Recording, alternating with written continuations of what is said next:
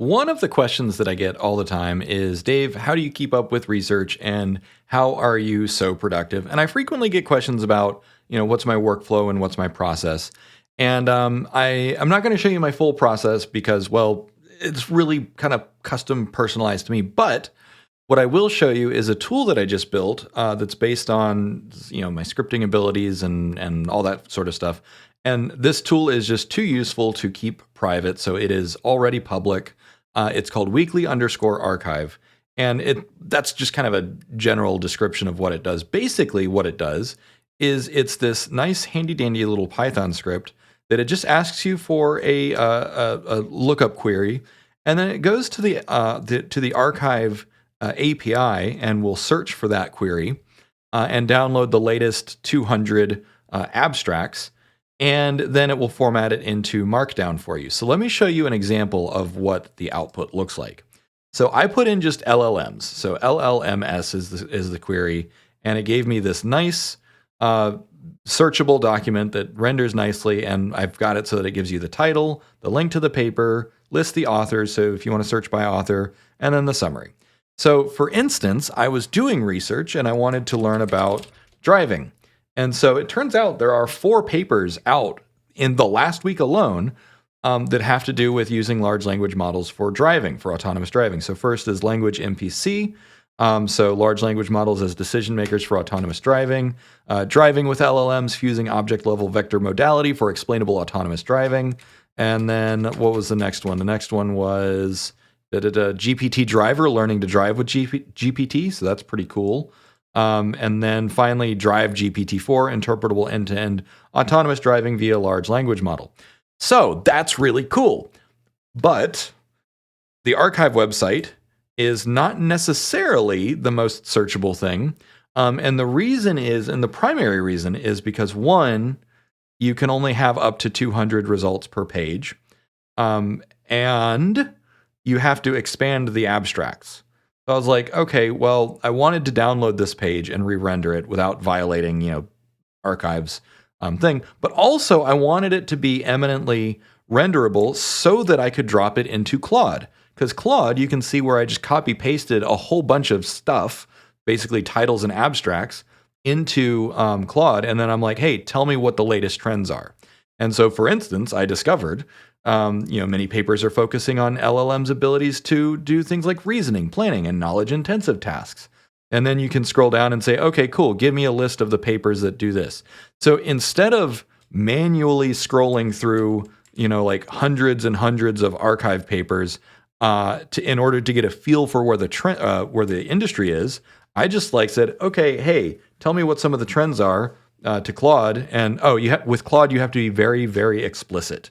I said, please write a summary of the benchmarking trends as elucidated by the text I gave you. If you don't do that, it'll just make stuff up. Claude is still really, really bad about hallucinating.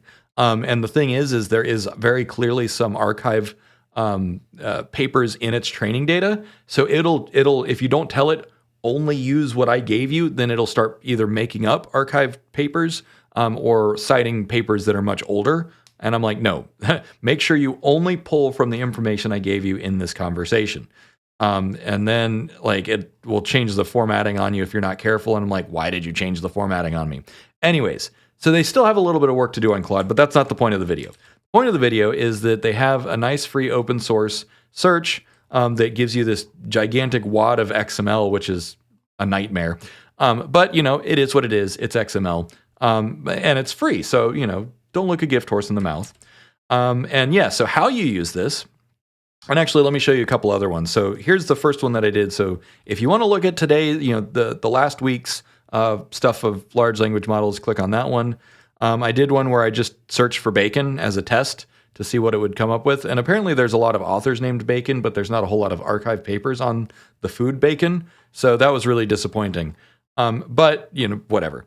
And then I did another one for quantum computing because I wanted to make sure that the input would be able to handle spaces. So basically it has to be URL encoded, which is really simple. You just replace it with %20 and away it goes. You can see it's taking a minute to render. I'm not sure why it's taking so long. I think I broke GitHub. Anyways, We will wait. So yeah, really simple tool, really straightforward. Let's do a quick refresh. There we go. Okay, so check on quantum computing. It might not load, but yeah, so very straightforward. You just run this Pi, this Pi file, and so I'll walk you through the script real quick, just in case you want to see it. But so the first thing is it takes the input, what you want to look up. You type it in. It does it in lowercase and replaces any white space with a %20.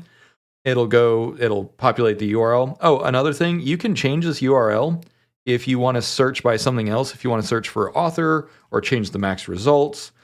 I have the sort by last updated date and sort order descending. So this will get the latest stuff, because really the problem I was trying to solve was everything is moving so fast. So it's like I wanted to just have a way of figuring out what is going on with the world at a glance in terms of large language models, because it's like there's LoRa and QLoRa, and there's all these kinds of benchmarks coming out. And so what you can do is you can just like come to this and say, all right, let's look up benchmarks. So from Words to Watch, benchmarking the energy costs of large language model. Cool. Great paper. Glad this exists.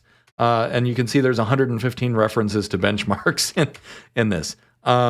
$T cubed benchmarking current progress in text to 3D generation. Great, cool. Now I know that we're benchmarking text to 3D generation.